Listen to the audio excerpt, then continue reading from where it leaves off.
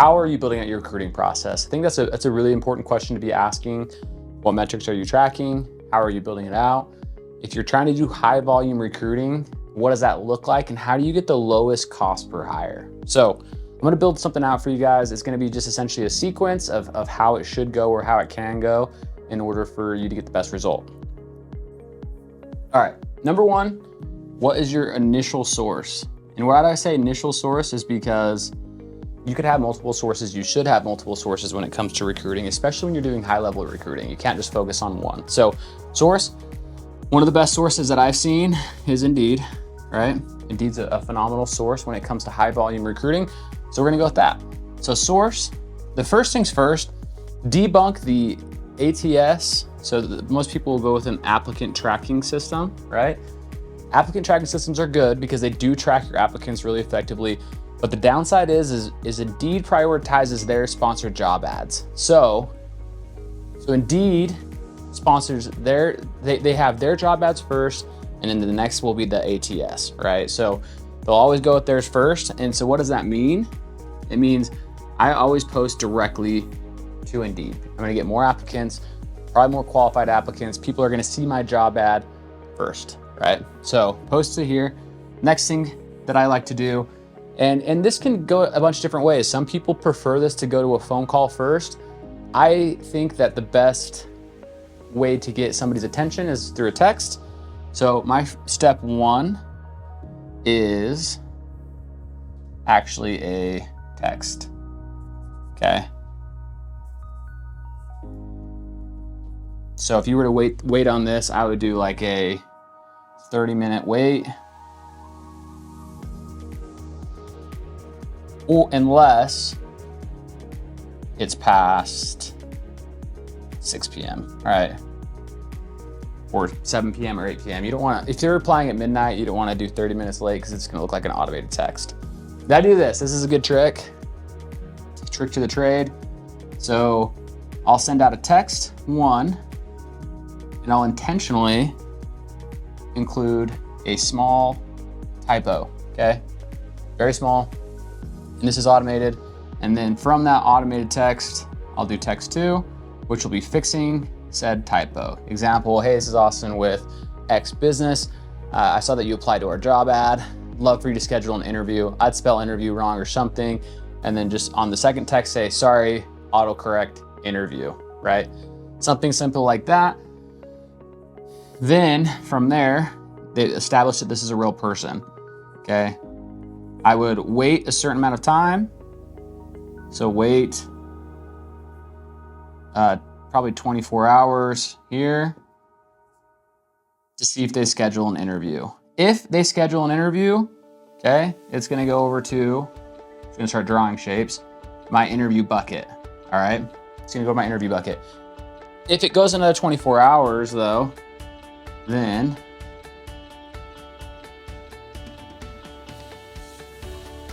X2 is gonna go out, right?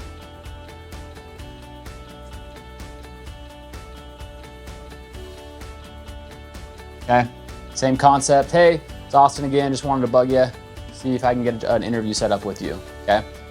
If they do, great. If not, then I'm gonna wait another, so wait 24 hours, then send another text, okay? I'm gonna put that up here because I poorly planned for time, for space. So text three,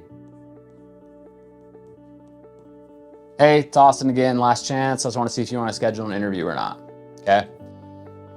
Then, here's where it gets a little bit more. So, interview, I will then create another bucket, no show, right? No show interviews. And then I would create a hired, and I would create a, so hired, did not hire, okay? So I would have interview. If they no-show, they go into my no-show bucket. If I hired them, go to my hired bucket. If it goes to interview, did not hire, then it goes to my do not hire bucket. These all have different drips from them, okay? So no-show. Here's a big misconception, I think, is people say, if they do not want to work here, they're not gonna show up for interview. Life is busy. things are busy. People aren't sure if they want to work at your business all the time, right? We're not Google, we're not eBay, we're not a huge business. We're a small business. I mean, at least that's where I came from. Small businesses, we're doing not, we're not doing $1 trillion, $100 million businesses. So my no-show bucket, I'm gonna hit them up 7 days later. Hey, it's Austin. I just wanted to see you had scheduled an interview. Unfortunately, we're unable to connect. Well, first off, sorry, let's start here. 24 hours later, looks like we missed your interview. Love to see if I could reschedule with you, okay? If not, hit him again 7 days, hit him again 28 days, and then every 30 days from here, okay? I'm just gonna hit him with a quick text and say, hey, you applied to our job forever ago. We weren't able to connect ever. I want to see if you want to reschedule that interview. At any point in time, they can opt out of this campaign, okay? If they're going crazy, they just have to reply stop. It'll opt them out of this campaign, okay? Then, if they were hired, it'll go into my onboarding automation, right? Perfect, they're hired. It's gonna wait a certain amount of time. It's gonna send them an email with all the documents that they need for their position. Once those are completed, it's gonna notify me, and it's gonna send them to our training, right? Through the same system. Then from there, after the training, it's gonna notify and put them and a manager in a group text and say, hey, this is so-and-so. They just completed their training. I'd love for them to meet you. All of this is completely automated, okay? So then do not hire, right? We're in this bucket right here. We still have more candidates, by the way. Did not hire. These guys sit cold. Why? There was a reason we didn't hire them, okay? So I'm not gonna do anything with those. They just sit there. Next thing is you had your text right here, right? And we were talking about the people who went to the interview. Some people didn't go to an interview. So what happens to them is they go to never contacted bucket and they get a text, 7 days, 28 days, 35 days, 42 days, all the way on down, right? Until they opt out of my campaign. Then ideally, these will get scheduled as an interview. They'll go through this process. Every part of this should be fairly automated in your system. If you don't have a system like this built, if you're doing this automatically, people are falling through the cracks, right? The cool part about this system as well, though, is there's other sources that you should have with high volume recruiting. That is shoulder tapping, okay? You should shoulder tap. Shoulder tap, there's another sequence that you should build according to shoulder tap. Enter information in, and you should always do into a campaign. Enter information comes in, text gets sent out immediately. Hey, that's my phone number, save that. Hey, this is so-and-so, save that number. Then try to get them to schedule a text, right? We have AI do this. So AI will essentially have a full conversation and they'll schedule them an interview. Then eventually, if they don't, they fall into my no contact bucket, right? Or if they schedule an interview and they don't get hired because they no-showed it, then they fall into my no-show bucket. So is that making sense? We're essentially building it so that no candidates will fall through. Why? Because there's a lot of metrics, and this will be in a different video. There's a lot of metrics that we track, and over time, if you're doing this the right way, your metrics should get better. You should get cheaper cost per hire, because every single hire that you're getting, every applicant you're paying for that, right? And so if you're already paying for it, you might as well utilize this in order to make sure that you're utilizing it to the best of your ability. Then, right, shoulder tapping. Let's say you want to go to a college campus. There's a bunch of ways you can do this. This is Facebook, you target them through Facebook. You do college campus event. Your funnel should be the same, right? Facebook goes into a text, goes into a text, goes into a text, all the way to interview, and then sequence follows from there. Same thing with college events, right? All of this information should be getting put into your system, because every recruit is worth a good amount of money in a good way, right? Every person that's in your business that performs is worth a certain amount of money.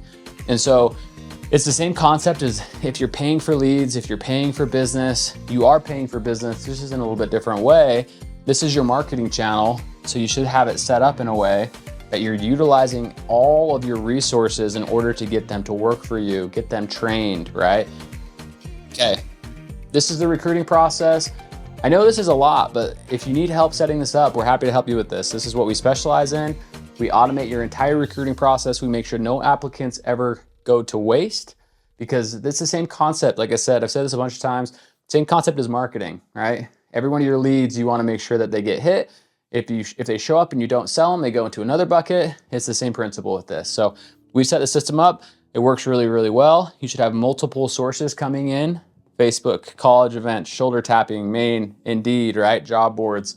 And then down the road, you can also do it right here after, let's say everything goes through, they get trained, then meet with manager.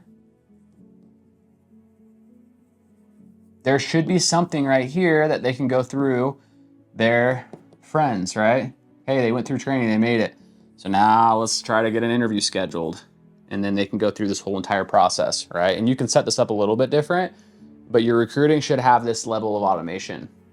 I mean, if it doesn't, it's fine. It's just going to be less efficient and you're going to have a lot higher recruiting costs. So this is really how you start to knock it down and you start to win over time. Okay, thanks.